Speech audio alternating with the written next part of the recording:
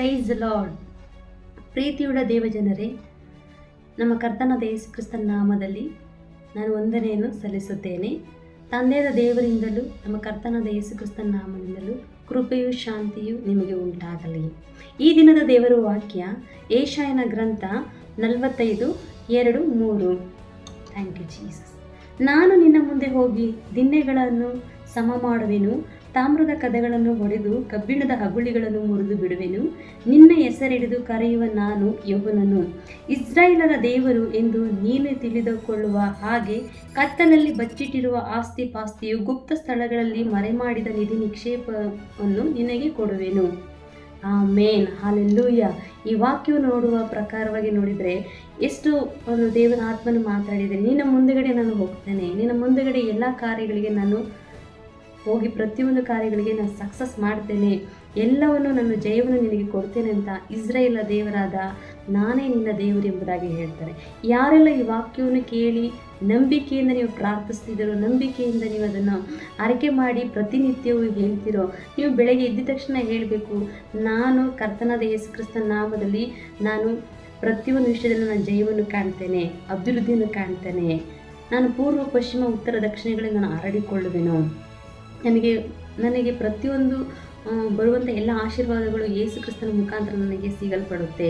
ನನಗೆ ದೇವರು ಬಚ್ಚಿಟ್ಟಿರುವಂಥ ಆಸ್ತಿ ಪಾಸ್ತಿಗಳು ನಮಗೆ ಪ್ರತಿದಿನ ನಮಗೆ ಕೊಡಲಿಕ್ಕೆ ಆತನ ಶಕ್ತನಾಗಿದ್ದಾರೆ ಎಂಬುದಾಗಿ. ಹಾಲೆಲ್ಲೂಯ. ಯಾರೆಲ್ಲ ನಂಬಿಕೆಯಿಂದ ಕರ್ತನಾದ ಯೇಸು ಕ್ರಿಸ್ತನ ಮೇಲೆ ನಂಬಿಕೆ ಇಟ್ಟು ಪ್ರಾರ್ಥನೆ ಮಾಡ್ತಿರೋ, ಪ್ರಾರ್ಥನೆ ಮಾಡಿರುವಂಥ ಪ್ರತಿಯೊಂದು ಕೂಡ ನೀವು ಹೊಂದಿಕೊಂಡಿದ್ದೇವೆ ನಂಬುವಾಗ ದೇವರು ಅದ್ಭುತಗಳನ್ನು ಮಾಡುವಂಥ ಸರ್ವಶಕ್ತನಾಗಿದ್ದಾನೆ.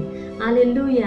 ಯಾರೆಲ್ಲ ನಂಬಿ ಈ ವಾಕ್ಯವನ್ನು ಆರೈಕೆ ಮಾಡ್ತಿರೋ ಪ್ರತಿದಿನವೂ ದೇವರು ನಿಮ್ಮ ಲೈಫಲ್ಲಿ ಅದನ್ನು ಅದ್ಭುತವಾಗಿ ಕಾರ್ಯ ಮಾಡ್ತಾರೆ. Hallelujah. Thank you Jesus. Amen. Thank you.